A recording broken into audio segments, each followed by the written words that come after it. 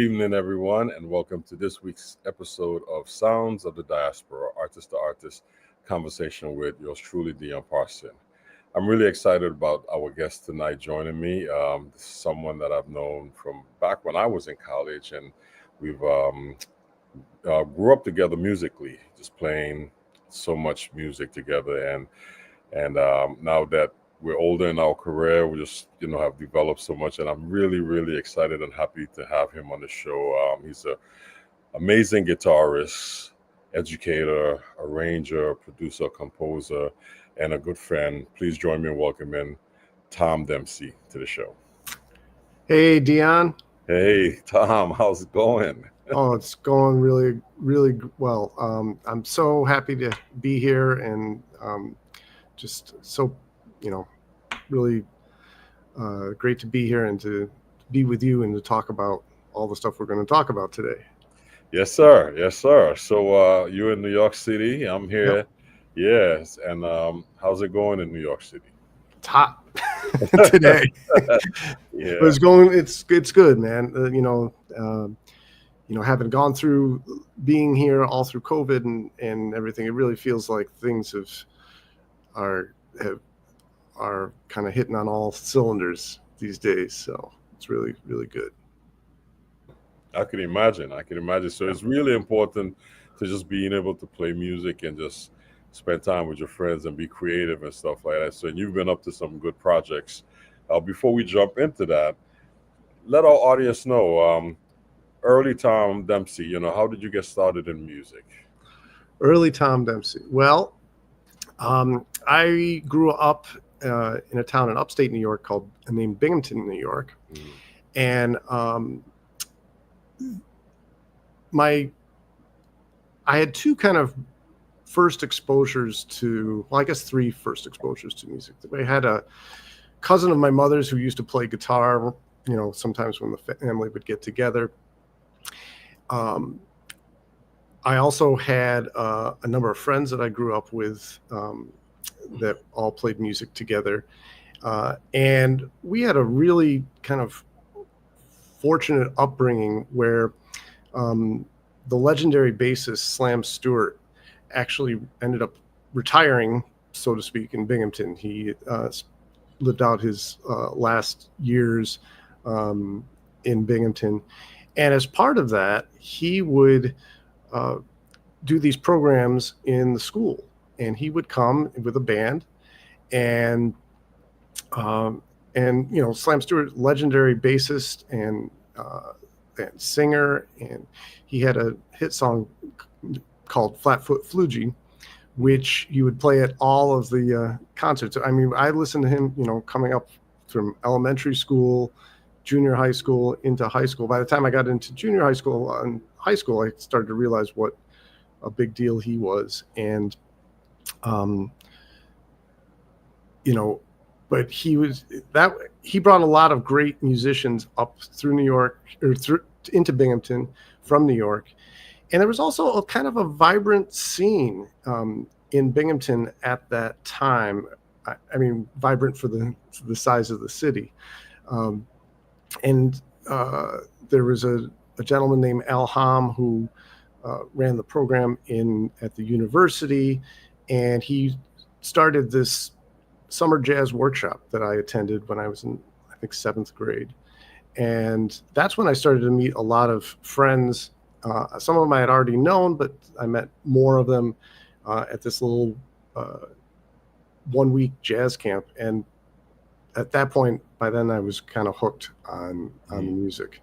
And a lot of those friends of mine are now working musicians. I mean, people like Tony Cadlick and Steve Davis, Dina DeRose, John Hollenbeck, Chris Jensen, and then others who have gone on to other careers, but were just amazing musicians like Tim Lynch and Jamie Kresge and Mark Kissinger and Reese Taylor, who still lives in Binghamton, great trombonist. And so there was a really vibrant musical community that I grew up in that I think played a huge role in how I'm ended up here.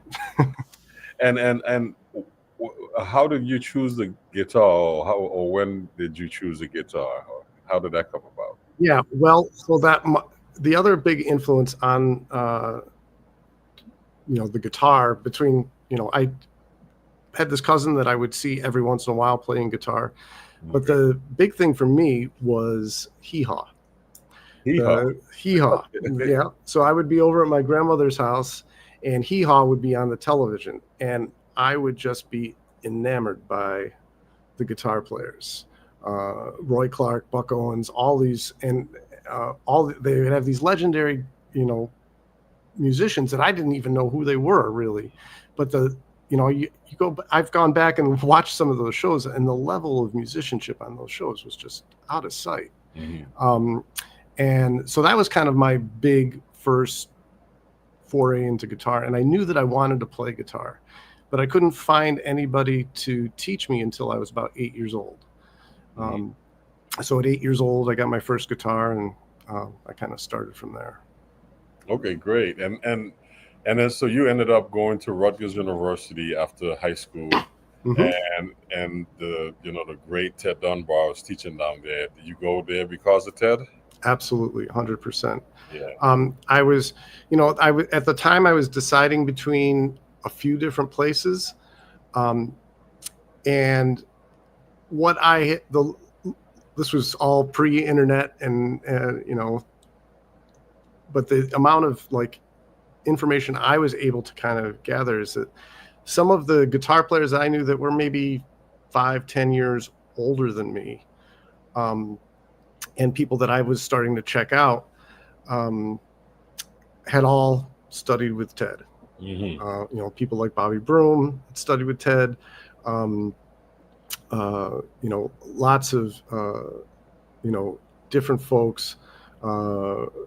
Peter Bernstein who's a little actually closer in age to me, but knew that he was just like a few years older than me, so I knew that he studied with Ted, and so it just seemed like Ted had something to offer. And I had checked out a couple of his records when I was in high school, and so that was really the reason why I ended up going there. Yeah, and of course it worked out for you. yeah, worked out. And after leaving Rutgers, you moved into the city, and then you pursued another degree. Yeah. So, well, I mean, truth be told, what had happened was when I had gotten done with Rutgers, I was like, I need a break. I can't go right back into school. And I actually didn't plan on getting another degree necessarily. It was like, at that point, I was 22 years old. I was thinking like year to year, I didn't start planning longer term goals at that point. But I was in New York and I was playing and trying to scrape together a living, and things were going okay. And so Ted got in touch with me because he was going to go on sabbatical. I was about 24, 25, I think, at this point. So he was going on sabbatical, and he wanted me to teach for him. Okay. So I went, and when we got talking about it, he says, I'm taking sabbatical now. I'm probably only a couple more years away from thinking about retiring, and maybe you might want to think about a master's degree. So I started teaching for him, and that at the same time I was starting to get my master's at Manhattan School of Music. Okay. And then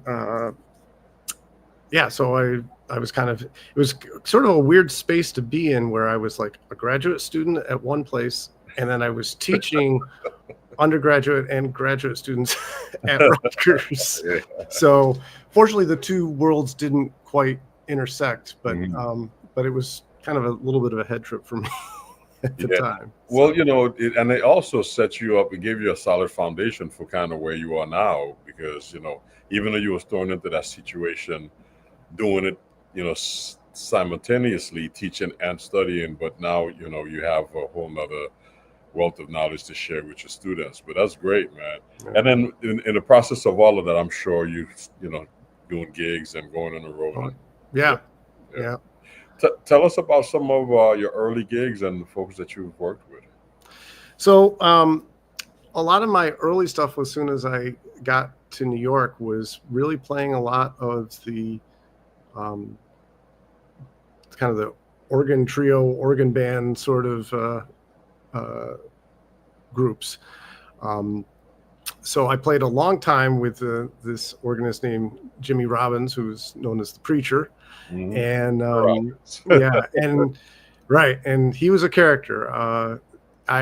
He took me to Japan for the first time. My first trip to Japan was with him on a tour that featured a couple of different bands, and through that I got to play with Irene Reed, and and then also just kind of playing around in Harlem at that time. At that point, Jack McDuff wasn't living there, but he was coming back periodically. So I got to play a couple times with him during that period. So a good portion of my early time in New York was playing, with a lot of those different organ bands in Harlem. And it was great. I mean, it was, the gigs were long.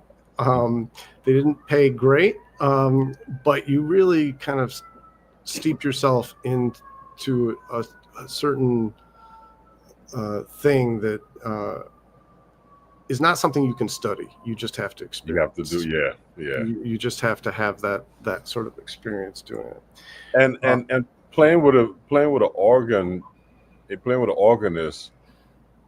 Share with our audience how playing with an organist versus playing with like a bass player and a pianist. Because that's two different concepts. Sure is. Yeah, can you talk about that a little bit? Well, I mean, it's a hard thing to kind of put into words. I mean, you really have to experience it, but with a good swinging organist and everything set up right, I mean, you're basically, on a bullet train. Like it's it's big full sound that takes no prisoners. And but it also it allows for certain kinds of nuances that you can't get with that you can't get quite as readily in a say a guitar bass drums trio kind of thing. I mean, it's a to compare those two types of trios. I mean, there's a fullness that's just on display all the time in an organ trio that is really specific to that sound, and just baked into that whole sound is the blues, and it's there all the time, and it's something else. That's great. Because I know for a while you had an organ group of your own and you were doing stuff like that, and which was an extension of that work. And I don't want to put you on the spot and ask you which do you prefer, like a organ trio setting or guitar bass drums trio setting, because they're both unique, and I'm sure you have your preference for certain things, but which one do you like the most? I'm not going to ask that question, but I am going to. Yeah, it's a hard, man. I mean, I just love it all. I mean, I would feel guilty like calling one out as being better than a better experience than another. You can get to different things, I feel like, with an organ trio that you can't get to with a guitar trio, and vice versa.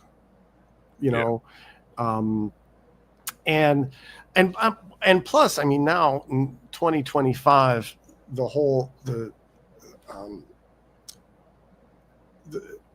there's so many different kinds of organists out there that that come out of so many different sorts of things. I mean, that the organ trio as a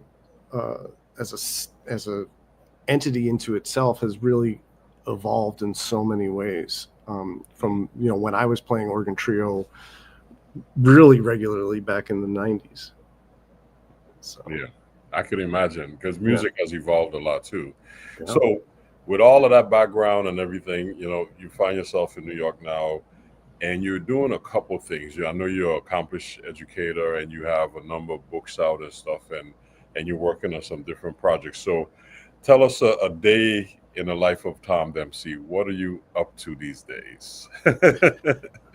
Well, I mean, really specifically right now, I'm fortunate to be on a little bit of a leave from the college that I teach at LaGuardia Community College out in Queens. So my days right now are kind of filled with, I have a new recording that's just come out that I'm doing some promotion for, and I have to spend a little bit of time doing that. But my days are pretty structured, I have to say. I've always kind of had that. I feel like that's the way I work best. And so right now, a day starts off with maybe a quick run to get the blood pumping, and then immediately start to get into some practicing, and then maybe a little bit of work on the recording promotion. I'm still developing some other educational projects, so that'll kind of seep into my day. I've also been I've taken on over the last couple of years a new project of studying classical guitar, so to kind of evolve my guitar playing. So that fits in there, and then a little bit more practicing, and then maybe some writing, and then then maybe a gig at night. So that's kind of quick overview of a day. And that's a full day. Yeah. That's a full day. So the educational books that you have out, can you just share what they are and how our audience can check them out? Yeah. So I have basically two different kinds of products, I guess is what you would call it. I've written 6 books for a combination of workshop arts and Alfred music. They're all under the umbrella of Alfred music right now. And they're 4 of them are jazz guitar books. Really, some of them, a couple kind of beginning level, jazz guitar books into intermediate level jazz guitar. And then I have a book that I co-wrote with another great classical guitarist named Martha Masters, which is a Guitar 101 book, which is used in a lot of the kind of group guitar classes that exist at colleges and high schools and places like that. And then I have a theory for contemporary guitarists, which didn't actually write the book for that, but I did the video for it. So I have those. And then there's a company called TrueFire, which I've done 12 different courses for that are primarily around jazz guitar. I just finished a 3-volume course that two of them are out. One is on pre-order right now, called the Jazz Guitar Experience. And that's going to be hopefully a larger series that really sort of documents my teaching and how I sort of organize my pedagogy related to jazz guitar. Also through TrueFire, I was the producer on a course that was done by the legendary jazz guitarist Pat Martino, which was called The Nature of Guitar. So I produced that with Pat, which was really an amazing experience to do. That's great, man. So you've been pretty busy with these books and getting that stuff together. So it's really great that you're embedded in the education aspect of the guitar. And I could tell like the work you did with Ted and other folks you studied with has really kind of honed that craft. Yeah, I mean, I don't want to put words in your mouth, but I'm sure you kind of feel the same way. Like when somebody asks me what I do for a living, I say that I'm a musician. And to me, what a real musician, what that really embodies is not just playing your instrument, but it's also kind of developing your craft to be able to share information with other people, which is something that evolves over time. And then creating different kinds of products or opportunities to share that with other people. Then creating opportunities to help support the music. Like this podcast that you're doing is just amazing, and how you're being able to bring together all these people that are in your orbit to share with the world about music. So, I feel like, when being a musician encompasses a lot of different kinds of things. You're not just doing, a couple of things. Some people do that, but for me, what it means to be a musician is you got to serve the music in a variety of different ways. Right. You have to be an advocate. It's kind of like an ambassador, and there's a number of ways to promote it. It's funny you said that, because when I went to college, like that was kind of part of it, because even back then, the information I would learn, and I would go back to St. Thomas and I would look at these students trying to figure stuff out, and I'd be like, man, I have to help. It's like, and, so as much as I was hungry for the information, I wanted to play and get on the road. Part of me was like, well, you still got to bridge that gap, because, truth be told, I didn't take my first drum lesson until I was in college, 18 years old, because I didn't have the resources. I remember you saying that. Yeah. So for me, it became just like you, became part of it was my duty to share that information, Right. and I always knew, and my first degree is in music education, mainly because of that. I always knew that I would ended up being an educator. I just wasn't thinking about it back then, but I prepared myself for the future. Like eventually, after I get off the road, this is something that I really think that, I would be, comfortable doing. A lot of cats were like, I don't want to teach, I'm not into that. But little that they knew, they were still doing that. Right.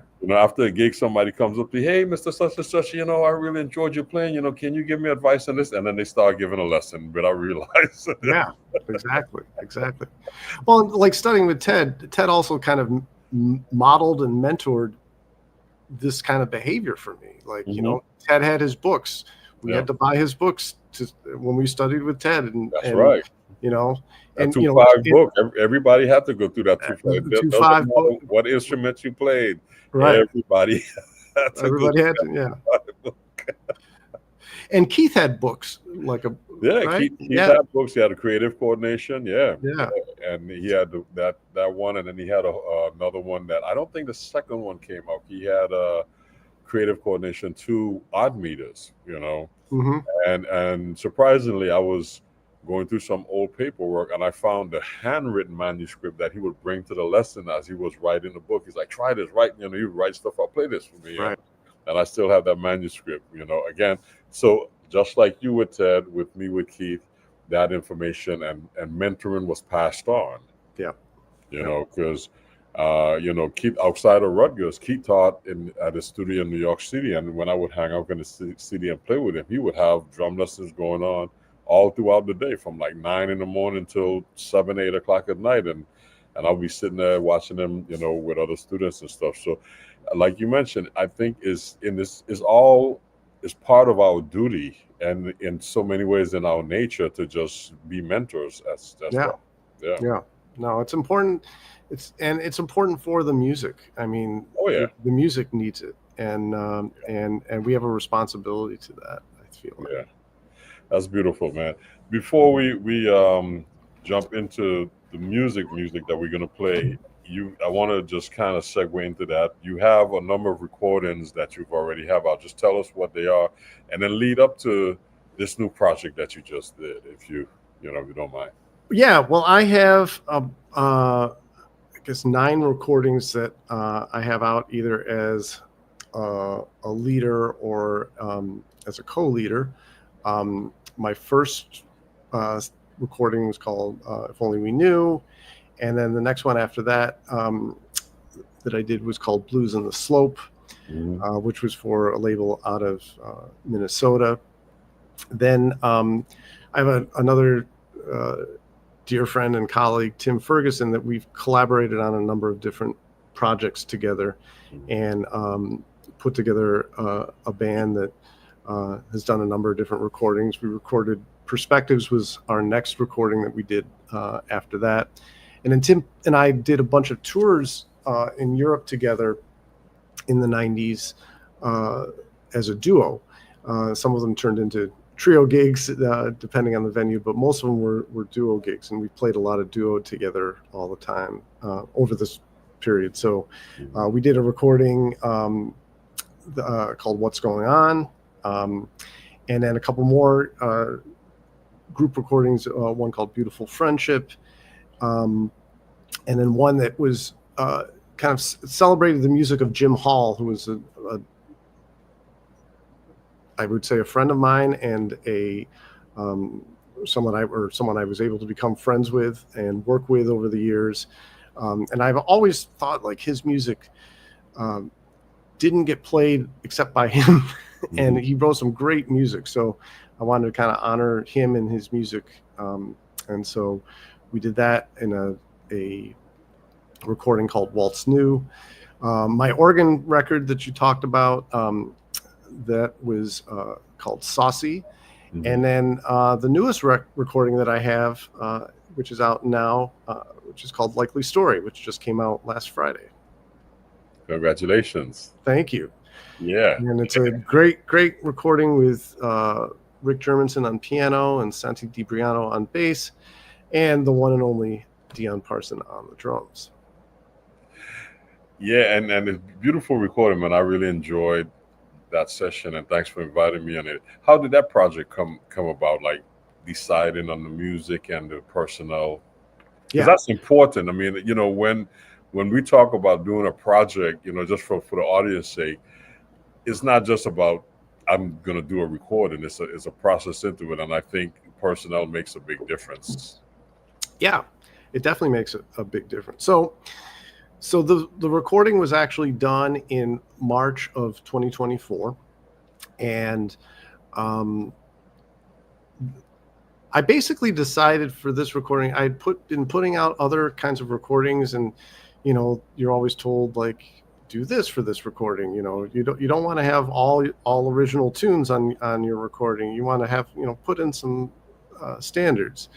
So I said, forget that. I've written all this music over the pandemic. I want to record it. So I just decided, you know, whether this tanks or not, you know, I'm going to do a whole record of just my own music. I've gotten some nice feedback over the other recordings about my music. So I was like, this one, we're just going to do my tunes. And so I did a lot of writing during the pandemic. And so these tunes were basically kind of came out of that period. Then when I was thinking about, I wanted to record with guys that, you know, I always enjoyed playing with, and that I thought would have a good sort of connection together. Obviously, you and I have played together for many, many years here and there. So, I mean, obviously through college, we played together a lot. And then since college, you know, we played together on and off. But I don't think we've ever recorded together, right? This is the first time we did a record for, I think Rich Bolger's recording up in Connecticut 15 years ago or something like that. But that's what I'm saying. These are the type of projects you forget about. Right. So I knew, like, you know, you're such an important person in my life as you know, somebody who I met in college, and as we've just, you know, always been such close friends all these times, but you've never recorded on one of my projects. So I was like, I want Dion to be on it. So you were actually the first guy I called. Okay. And I'd played with Santi over the years in various things, and I've always loved his bass playing. And I thought to myself, you know, because I asked you, you know, if you played with him, he's saying, yeah, I love playing. And so I knew that was going to be great. And then Rick is a guy who's just steady and so musical. And we've played together over the years. So basically, it was all guys that I've played with in various arrangements over the years, but we've never recorded together and we've never played together as a band. And I was like, let me just do this and see what happens. Maybe it'll work, maybe it won't. So you never really know, but I had good feelings about it, and my feelings were right. So yeah, it was a fun project, man. We're gonna jump into it, but we have a just real quick. When you did the organ trio, did you do a lot of hard bop? I know with the organ trio. It was kind of a combination. There was kind of hard bop, soul jazz, that kind of feeling on it. Yeah. Great. Well, so your new recording is called Likely Story, recorded in March 2024. Just came out last week. And before the entire recording came out, you released some singles, but this is the title track, Likely Story. And so let's listen to it, and then we'll talk about it afterwards. Tom Dempsey, Likely Story.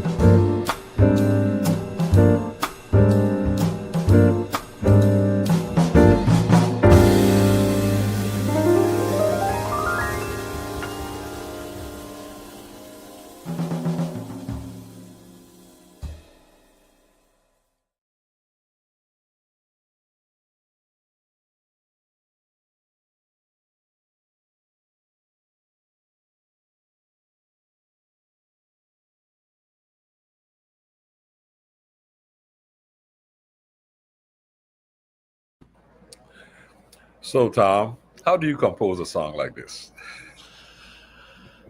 Yeah, that's a great question. I mean, there's no set way that I go about composing. If I remember correctly with this, I think I heard the combination of the chord progression to the kind of opening vamp, Mhm. and the bass line. Okay. And I think that was kind of the initial kernel of inspiration. And and then from there, I would probably set it up and just kind of play with it a little bit, see what I heard. But yeah, like I said, every song is different, but that one, I think it was a combination of the kind of opening vamp there. And like this story, what's the concept behind the title? So what's the concept behind the title? I'm going to be a little bit cryptic, but we've probably all been in those situations where you just hear somebody talking about something and it's so like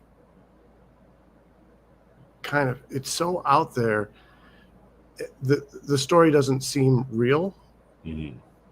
And so you think to yourself, like, that's a likely story, right? Okay. But putting that concept into music, it swings, man. I'm sitting there and I'm just, yeah, And what I find interesting now that I've listened to so many times, that pattern that I'm playing, it's a very basic, simple pattern, and it can get monotonous at times, but it doesn't. You know what I think also breaks it up, which I didn't notice when we were playing it, but I noticed when I was mixing, is that little sizzle that you have on the cymbal. Yeah. It adds a whole other thing to it. Mm-hmm. Yeah. And I was listening to it. I'm like, man, this is, it just locks a vibe, and then you could just vibe on this. It's kind of like being on a turnpike and putting your car on, cruise control, and you don't have to, no more, no less. It's just there. Right. Exactly. Yeah, man. So great comments, man. A little bit of New Orleans in the composition. Somebody says swings real hard. Hey, I recognize that drummer. Yeah, so do I. Great. Sweet. Beautiful. Let's move on to the next song. This one is a composition you wrote. Beautiful song, A Graceful Presence. Tell us about that. Yeah, so I wrote it for my mother. My mother passed away about 2 years ago. And kind of leading up to that, as I'm sure, many people of our age or experience, that there was a fair amount of a time that I was doing a lot of care for her. And I was honored to be able to be present for that. And my wife and I would end up going upstate, sometimes every week, sometimes every other week, and and got to spend a lot of time with her. And so and she did everything kind of on her own terms, as stubborn as that was at times. But shortly after she passed away, and I'm sure many of us can probably have had a similar kind of experience, there were moments during the day where I would just feel her presence. And, whether it be something I was engaged in or something, just a thought, or, so it's, when people, move out of this earthly life, I feel like we can oftentimes feel their presence. And she had always had a very graceful way of and carry herself. So this is basically about those times since her passing away. Beautiful, beautiful. We appreciate you sharing that with us. Well, let's take a listen. Graceful Presence by Tom Dempsey.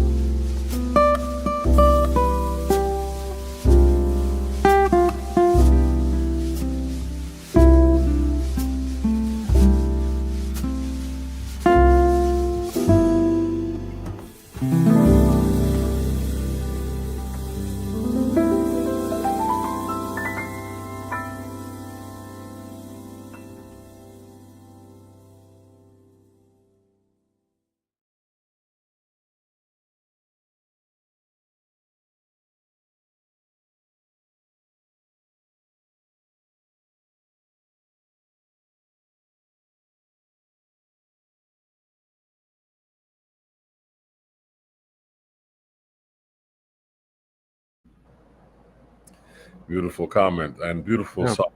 Beautiful Thank song. you, man. Thank you. I enjoy that. It's so peaceful and relaxing. It's yeah, I enjoy that, man. Thank you.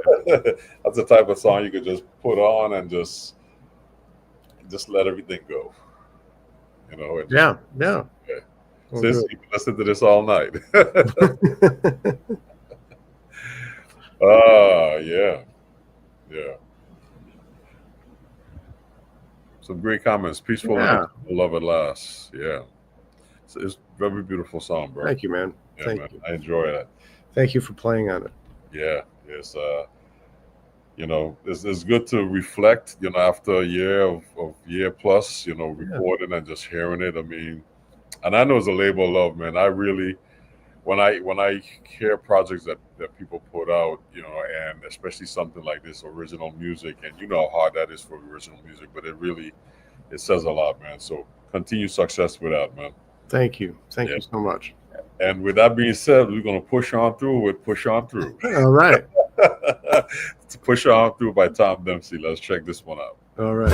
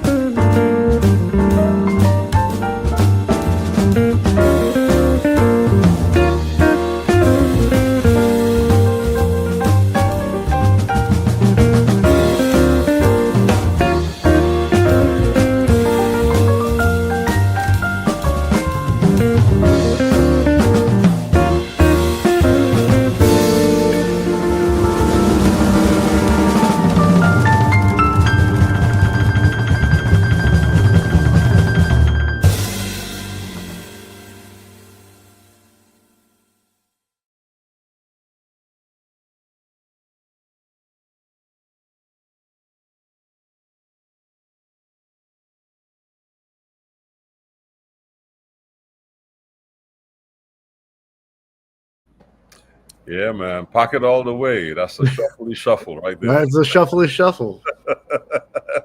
Yeah, man. Feels good, bro. You know, that thing that you play coming out of the trading fours is so slick. And then I was looking at the video and watching the reaction on my face. I was like, yeah. Yeah. Yeah, it was a lot of fun, man. I remember the session. And you know, the thing I have to say too, this session was so unique because normally when you do a 2-day session, you know, you have 10, whatever amount of songs, say 10 songs, you come in, let's do 5 songs. If we could get to 6, let's do it. And then the next day we do this. But you did like 2 days of all the songs, which I've never done that before in a session. I found it to be really, it's a different approach. It's refreshing because it's like playing 2 sets in a day and you have something to compare about, or 2 long sets. Yeah. I got turned on to it. So in one of the bands that I have with Tim Ferguson, on 2 of the recordings, Elliot Zigman was the drummer on it. Mm-hmm. And Elliot was talking about when he was playing with Bill Evans and how Bill Evans would record. Mm-hmm. And Bill Evans would go in and have the tunes, and they would go for a couple of days, and they would go through all the music, you know, each day, almost like playing in a club, you know, right.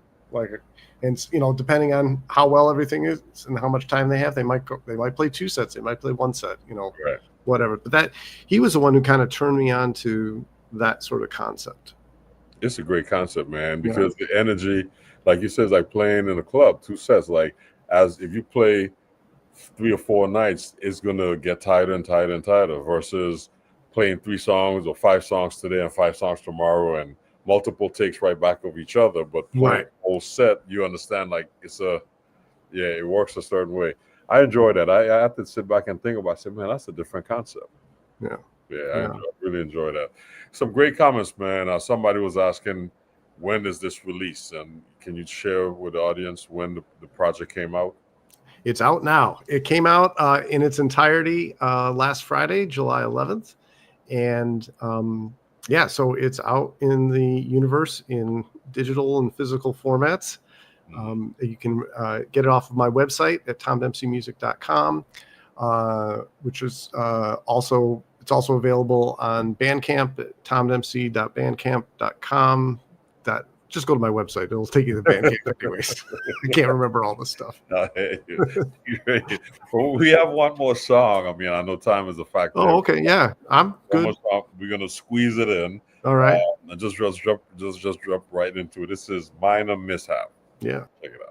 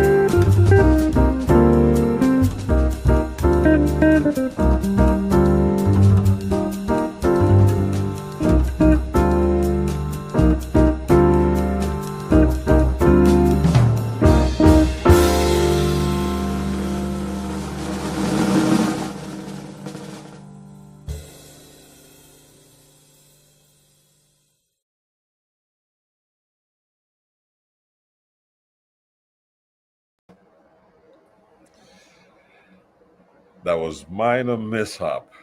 Yeah. No mishaps, just great.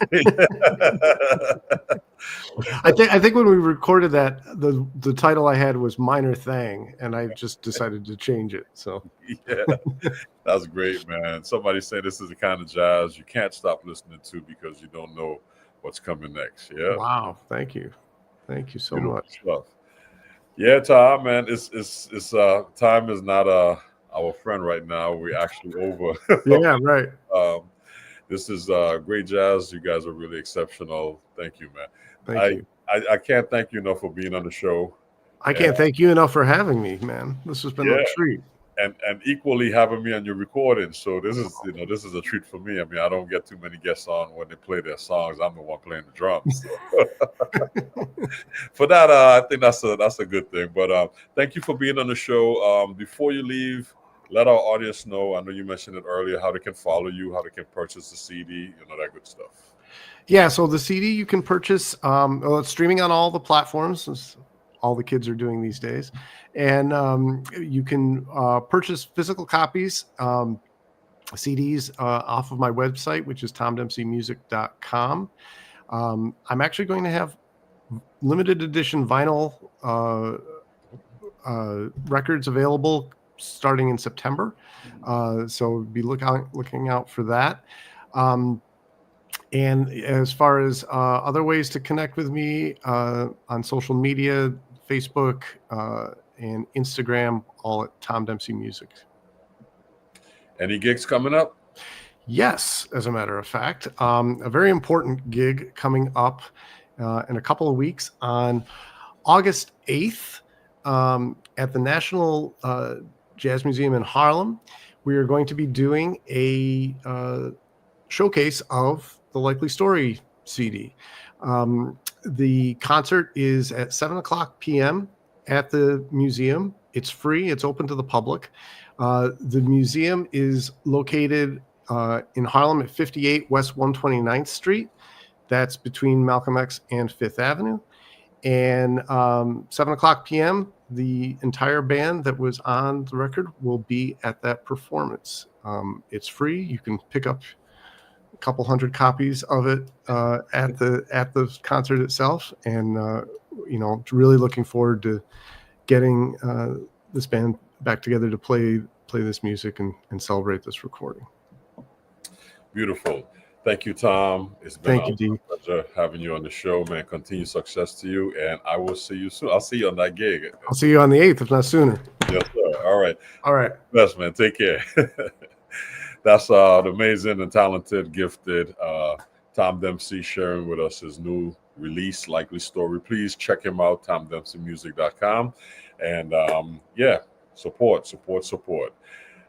Next week, we have another amazing musician, another friend of mine, someone that I've known for many years, and he's doing great things out here as well. You'll hear his story as you come back and join us next week at Sounds of the Diaspora as we present the one and only Mr. Abraham Burton saxophone. Okay? Look forward to seeing you guys next week. In the meantime, y'all take care and all the best.